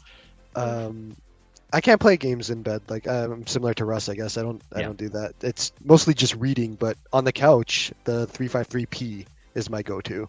If I'm not playing the Ally, I love the P. It's fantastic. Thanks for the donation, Cran Moot. You're asking Pimax Portal VR headset, Portal View retail release. So we heard from our reps at Pimax that is coming by the end of this month. So we'll see. We're supposed to be getting some units shipped to us. Yeah, they said retail September, I think. Retail September. Yeah. Okay, should get a unit end of the month, and we'll take a look. You know, VR is always an interesting prospect with the Portal. I wasn't sure how well that would do, especially with the weight balance and everything, but I'm not going to write it off until I try it. So we'll see. Yeah, I knew somebody was gonna say something about that as soon as you said it. Yeah. I don't do well with words, and apparently I'm getting memed a lot lately, so I'm just gonna roll with it. Oh, this is gonna be one too, by the way. I already have the perfect picture for that. Somebody said we need a cheap PS3 handheld, and I don't. We're very far from that. Yeah, Rob, the do problem is when it comes to emulation for PS3, it requires a lot of cores and threads, a lot of CPU power, yes, and so it does, that's not yes. going to come cheap, And unfortunately. it crashes a lot, even on the Ally. It's crazy. I'm surprised how well PS3's been running on 6800U. I thought performance wasn't going to be that great, like going from the Steam Deck to the 6800U, but a lot of games are going full speed, even some of the tougher ones. So Yeah, I mean, right. I guess maybe in a couple of years, if they get cheaper, we can find a 6800U used. Yeah. That's one way, but I don't. We're far from that. The price is definitely tanked on them though because of the 7840U refreshes. Yeah. So Right. that definitely helped drive prices down a Yeah, bit. and that's good because Yeah. the 6800U is surprisingly capable. It's still really competent. Yeah. We did a whole video on it for like modern AAA games, and it's still going to run all of them. Oh yeah, easily. Yeah. But Rob, what handheld do you play in bed next to your honey? You know, it was the Win4 for a bit. Now it's just what I'm working on, which is actually the Portal. So I've been enjoying the Portal quite a bit. Does she But get angry? you know, it's funny. I don't get when it makes too many sounds or too bright or anything, or No, the thing is, I don't play as much as I think I would. That's the funny thing. Yeah, I I'll know. have it by my bedside, and then, it's like 5 minutes. I just well, You're like this, and yeah. my wife This reminded fantasy, me. this idea of like, oh yeah, that'd be a lot of fun. Let me play my Handhelds in bed for like 2 hours, and that never actually happened. Every night, dude, every night I'm like, okay, tonight's the night. I'm gonna go to bed early. I'm gonna get the kids down. I'm just gonna go lie down in bed, pull out one of the handhelds, and really just dive into a game. And then like 2 episodes of Succession later on HBO, I'm like, all right, obviously this is my night now. I'm gonna go make some popcorn and read my Kindle. So, Yep. But like Russ said, man, yeah, it's not good having that light in front of your face right before you go to bed. It's not good for your rhythms, for your cycles and all that. But that's like the only time I can carve out of the day where I really have time to play. And it's like 20 minutes. It's like 20 to 30 minutes. So it's like, what? I don't wake up first thing in the morning and like grab a handheld. I'm like, all right, here we're going to play Spyro, Right. So I found too that what I end up doing if I do have time to game or whatever, I've been looking forward to taking my ROG Ally, and then I have that XG mobile eGPU thing, and I have that hooked up to my 4K like monitor in the house, and so I turn off all the lights, and I have like a little backlight around like behind my monitor, so it like doesn't strain my eyes too much, and then I play like that, and I'll just do like a half hour or whatever PC game or whatever. That's been a lot of fun. I'm not really a PC gamer, but that's been a really cool experience, like playing on a PC, like with that big screen or whatever. So I've been doing that before bed sometimes. It's been fun. Yeah, I think, and like not right before you fall asleep, maybe like an hour or 2 hours before bed. Right. Play a little bit and then go into your. If you're gonna do it, you want something that actually will turn on like the RG405V. Right. You're gonna want to reach for something that's reliable for that. That's just ready to work. That's ready to play. Yeah, that's such an important thing. Yeah. Well, that's the thing. It's crazy. I turned on my Win600 for the first time in a couple months, and it turned on. I was like, and it worked. Why didn't they channel this technology over to the 552? There's 2 handhelds that never let me down ever. Yeah. They're always ready to play, and they always just work. 35XX and my Steam Deck. I can just say that. They just always work. And the G Cloud. I haven't charged my G Cloud in like 2 weeks, and it still has a battery. Stable as a table. Yeah. Just let me down. What happened to 405M? Do to it. Oh This no! one let Why me did you down. do that, Joey? You got mad and just ripped it right out of there? No, that's or- because his handhelds are always trying to kill him. Yeah. Yeah, exactly. But it's not just me. You saw Tech Dweeb, even I Russ said know. the same thing. I know. These it has a handhelds, little- man, they're coming after us. They're a little problematic. And you want them on unfortunately. your bedstand. You gotta watch Well, out. I want them close to me. Like you keep your enemies your friends close and your enemies Self-defense. closer. You just chuck it right at somebody. Yeah. I feel like if you can turn the handhelds into an army that works for you and for good, that's actually what powkiddy's secretly trying to do. An army of spicy pillows. Yep. Ninjas. Yeah. The tiny ninja. Yeah.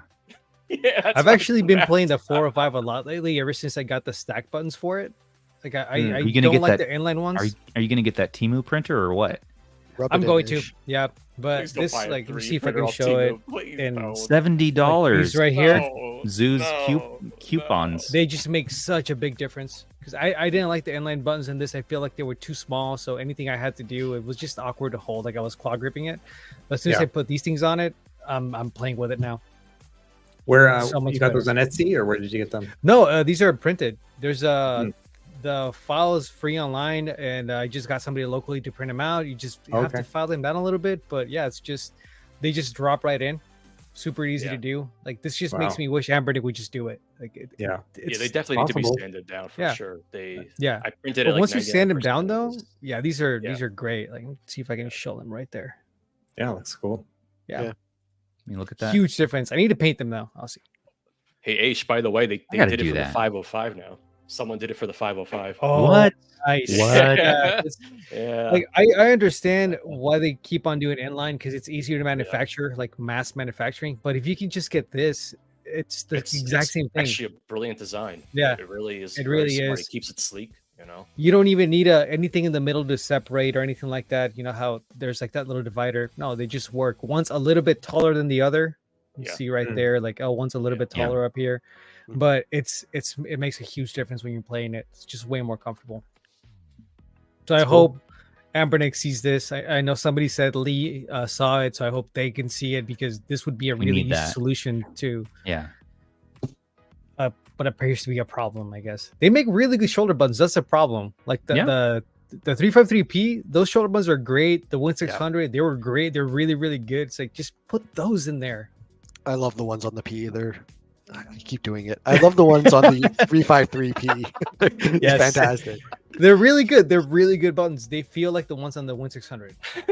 Like they know how to do them. It's like powkiddy. Powkiddy knows how to do stack buttons, and for some reason, here comes the Max 3. We're gonna use these worst buttons. That's just why. Why are you like this?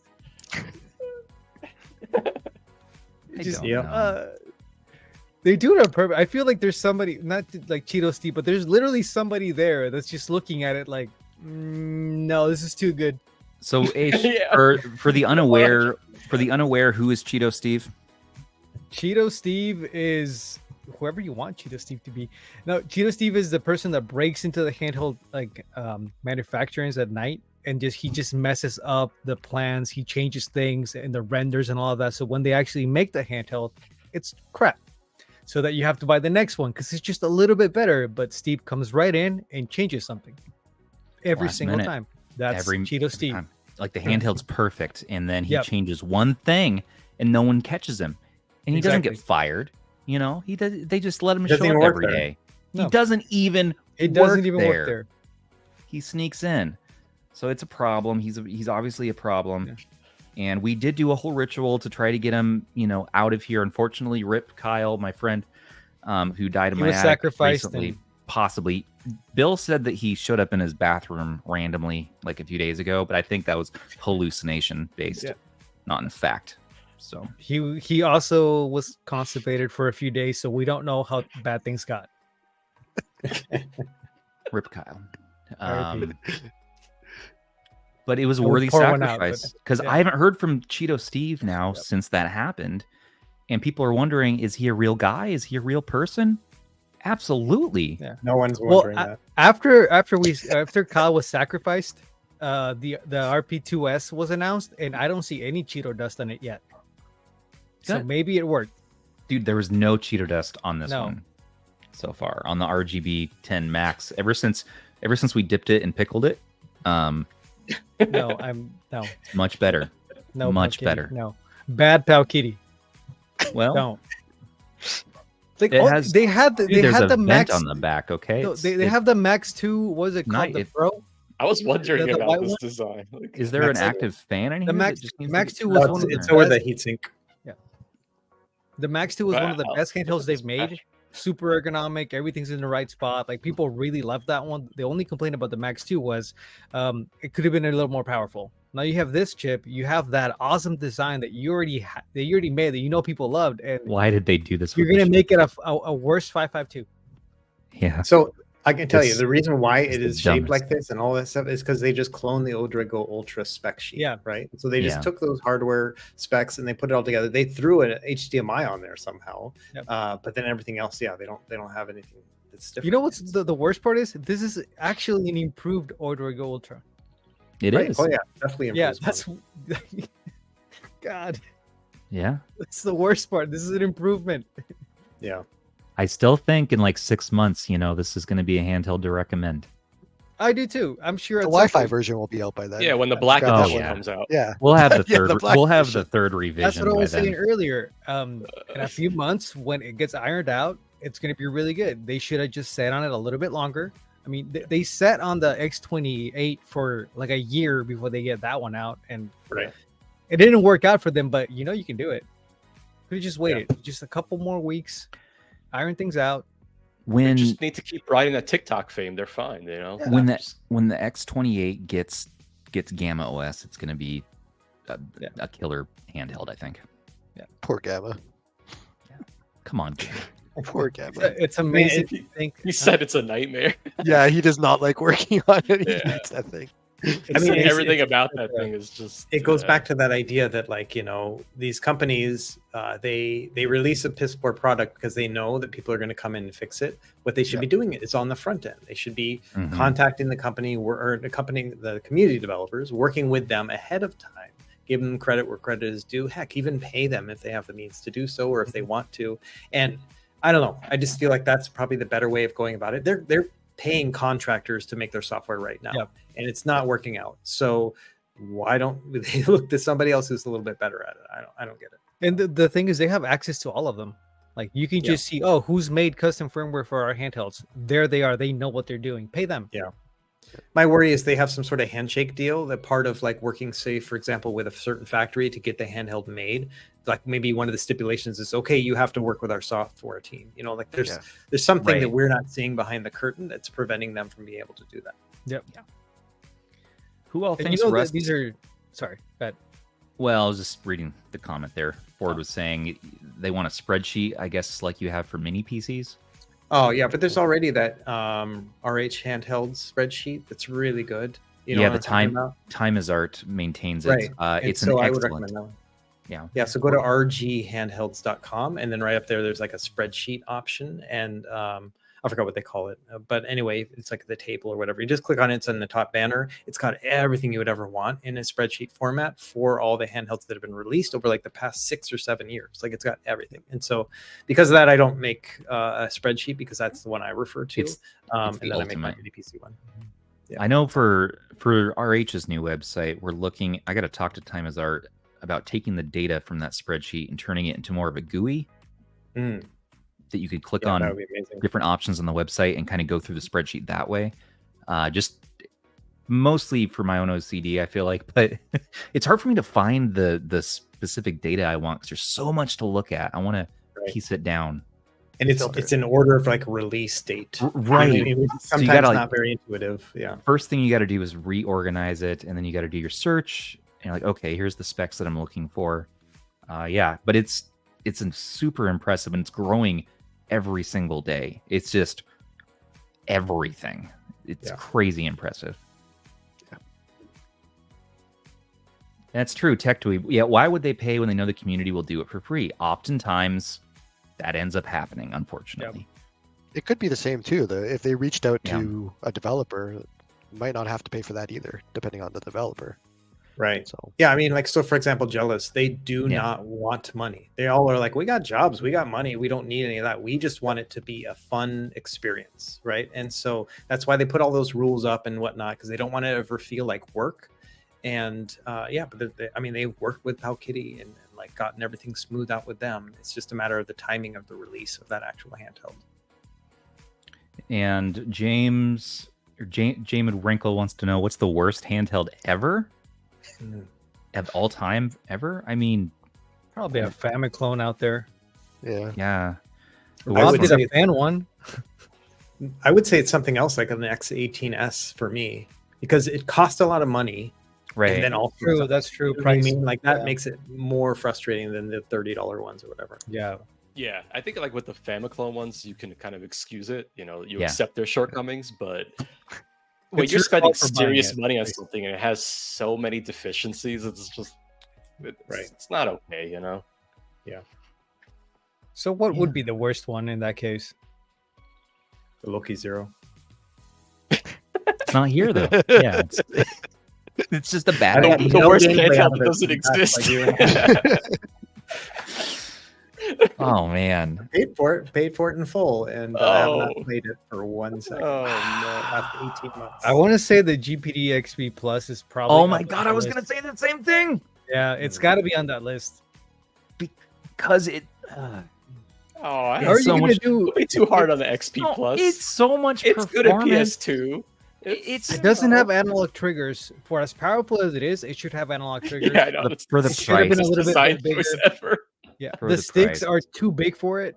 There's just Yeah. so The much. sticks are that- nice though. See, that's the funny thing about it. The sticks are great. It's just Yeah. that they got the sticks right, but then they forgot the triggers. It's like, how do you do this? Yeah. And the handheld is too short, and so it's Yeah. like those Yeah. big sticks. You feel like it's going to flip out of your hands, you know. And so, yeah. The ultra wide display. It's like I get that they were thinking more of their domestic market with the MOBAs and stuff like that, but yeah, if they had a 16:9 screen or a 16:10 screen on that, it would have been actually pretty solid. You know, you 1610 is my new favorite. No, Yeah, that's 1610 is a good $20 compromise. though. It's Russ loves that $20. handheld. I know it's $20, but it And it's has getting an a retro it's an SNES controller that doesn't play SNES. The problem is, Joey, Yes, it Joey, does. you haven't taken that little screen part off, that little green Oh. tab. That's That's why, why. yeah. That Yeah. doubles the Leave that off, it'll be resolution. fine. No, They're no, not that's appreciating the filters without that that's screen built in. protector. That's free anti-aliasing. And SNES runs just not well yet, so it's fine. Well, yes. Hey, it's TRGR pocket. The turder Oh, the turd. Yeah. the turd is probably. It wasn't the worst I've ever used because I was truly entertained by that AI. $400.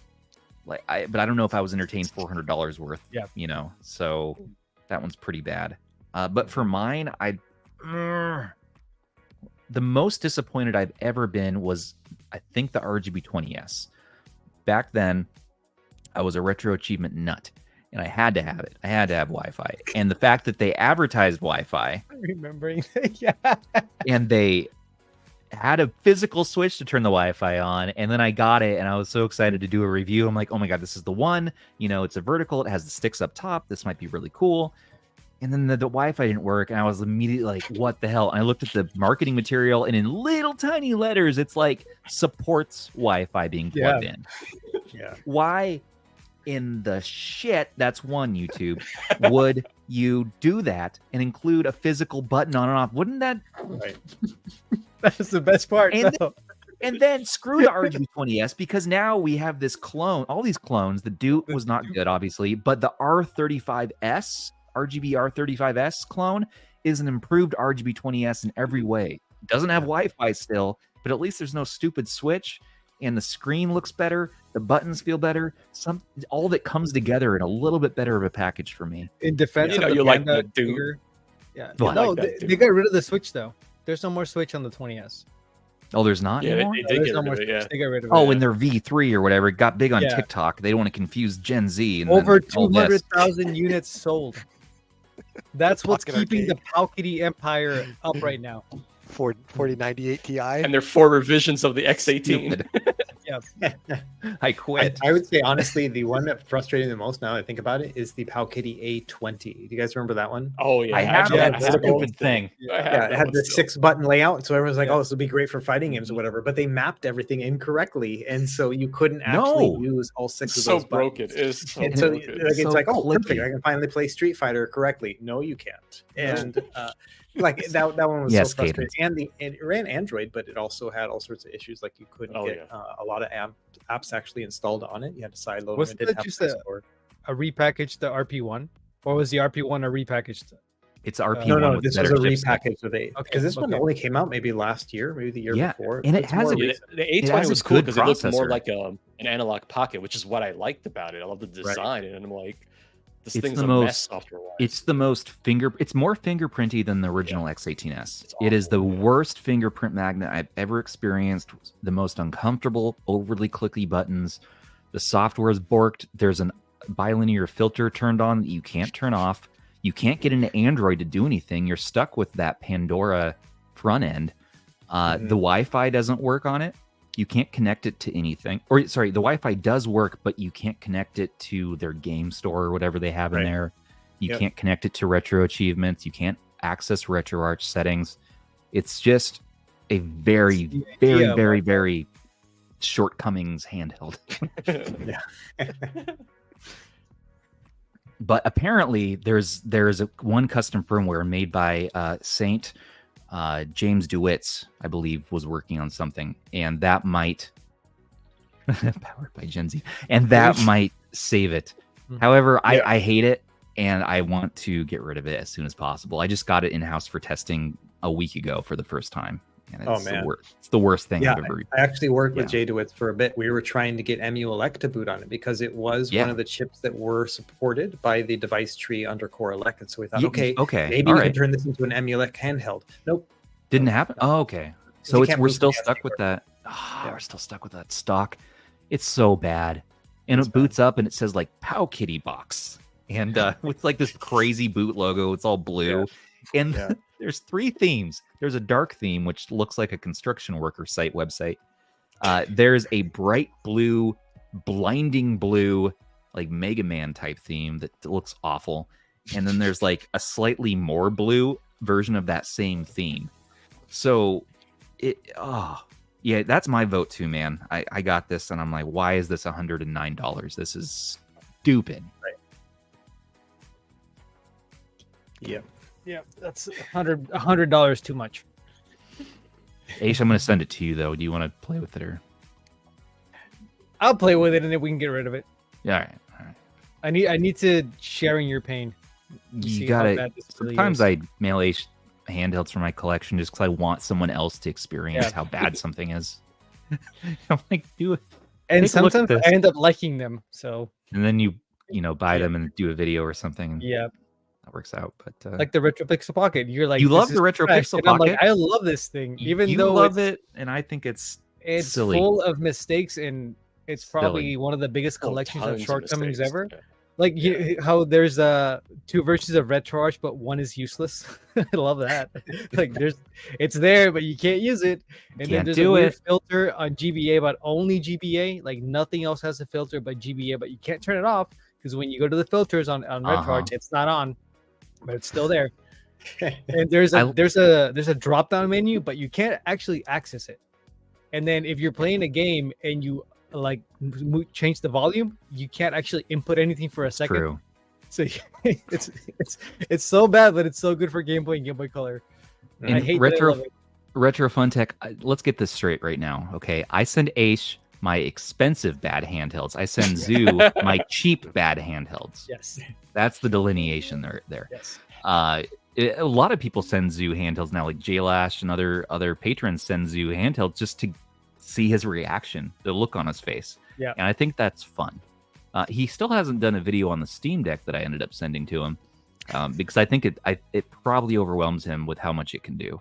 And that was my concern going into that deal was he's playing lawn mowing simulator on it. That's what I was gonna say. It's gonna be like a 10-minute video of Zoo holding a Steam Deck with a Modelo there, Pickles, and just playing lawn mowing simulator. That's it.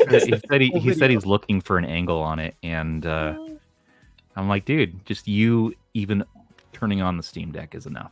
Yeah. Just play one game, play mowing, turn it off, be like, this sucks, and move on. That's the thing with the Steam Deck, though. You think are like, oh well, I'm gonna do this thing and it's gonna suck, and then you start playing, and you're like, this is good, really good. Yeah, that's the problem. I agree with Grillo's. Grillo's is a great pickles brand, delicious stuff. Yeah. Oh, I think Zoo did a review of that recently, didn't he? Did he? Yeah, I think we have Do we have that on file? Hold on. Okay. Yeah. Okay. He has his own producer too. Is that Gary? No. That's my new guy. Okay. We got today Well, they don't expire until April 2024. That's good. We have Iraqi cauliflower mix. Now, just off the top of my head, I can see some red peppers, some cauliflower, and a lot of turnip. The ingredients: cauliflower, red pepper, turnip. Let's give them a shot. Try one of each. Good Lord! Wait a minute. Is it all over my shirt? No.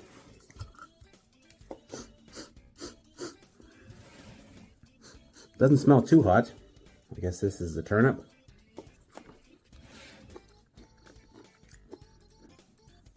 It's got a little spice. Softer than I thought it would be, but it was on top.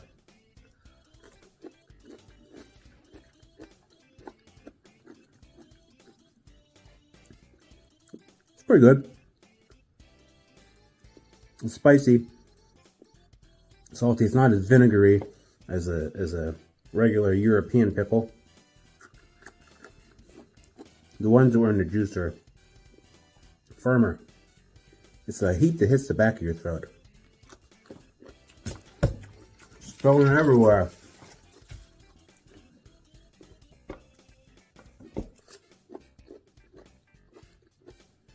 Pretty good.